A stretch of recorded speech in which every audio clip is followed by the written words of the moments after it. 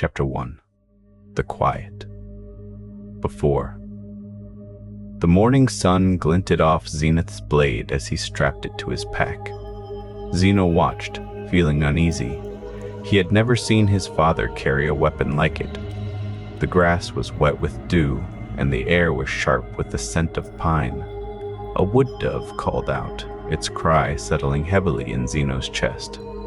At 14, Zeno believed he understood his father, but a chill of doubt settled over him.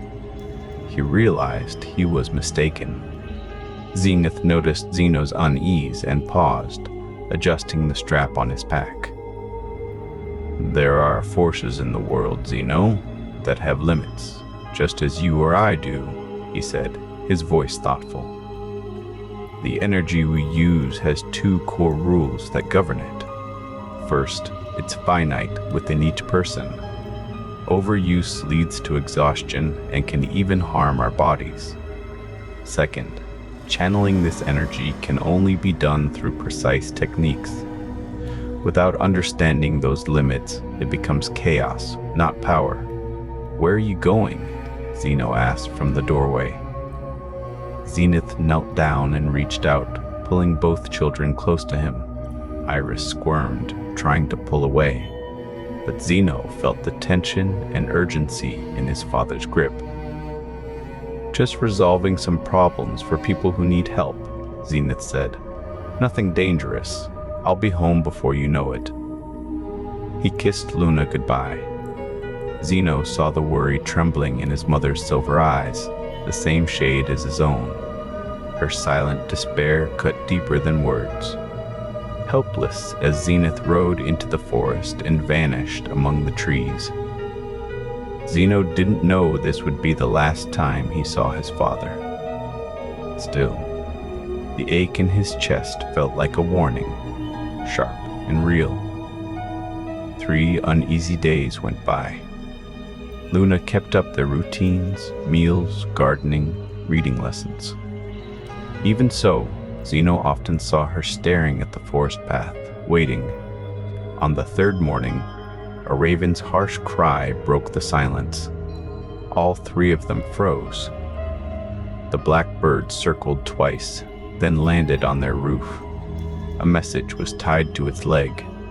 It was one of his father's trained birds, sent for a reason. Luna's hands trembled as she untied the tiny scroll.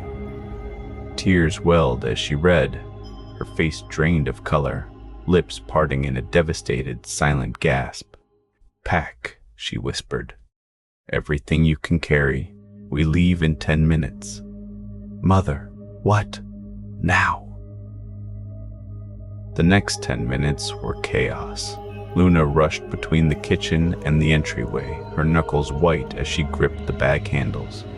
She tore open cabinets, grabbing supplies with shaking hands, her voice breaking as she called out instructions to Zeno.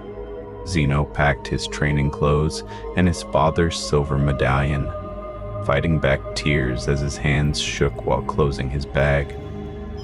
In the next room, Iris sobbed, her cries echoing through the walls. They hurried outside.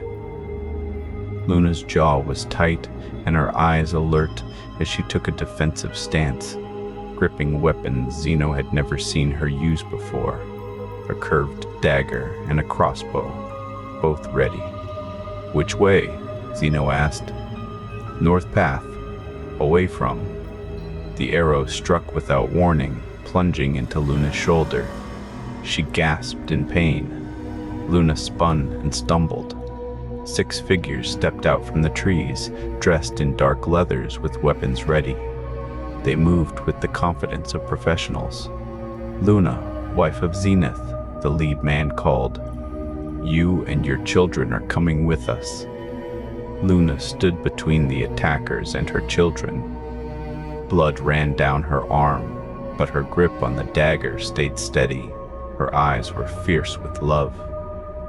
"Run," she said quietly. "When I give you the chance, run north and don't look back."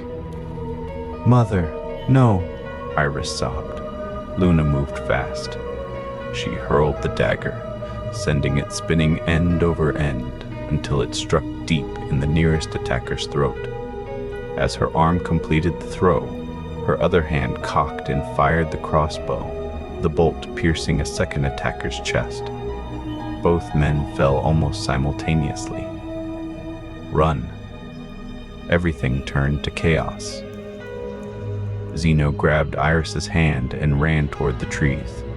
Behind them, his mother fought back, striking her attacker's pressure points with skill. She moved faster than Zeno had ever seen, blocking and countering with all her strength. They had nearly reached the forest when a sixth attacker darted out from behind a pine tree ahead, grabbing Iris around the waist and yanking her off her feet. Zeno lunged at the attacker, aiming his strike at the man's wrist, just as his father had taught him. He pressed his thumb into the pressure point beneath the attacker's own thumb. The man's grip released enough for Iris to twist and pull free, stumbling back toward Zeno. Then he heard the whistle of a blade cutting air. Pain shot through his chest. The blade cut deep, and blood soaked his shirt. Panic rushed over him. The world spun, his vision blurring with pain and fear. "Zeno!" Iris's scream seemed to come from very far away. He tried to reach his sister, panic tightening in his chest, but his legs gave out. He fell, unable to move. He could only watch as an attacker dragged Iris toward the horses while she struggled, her screams cutting through the noise, calling his name in fear. The boy's finished. Leave him. Through the darkness, he saw his mother's still form near the house. The last thing he heard was horses galloping away, carrying his sister into a future he couldn't protect her from. His hand still held the silver medallion as darkness took over. It was the last connection to his family. He should have died there. Part of him almost wanted to. But 3 figures appeared on the north path. They were too late to prevent what happened, but maybe they could still save a life.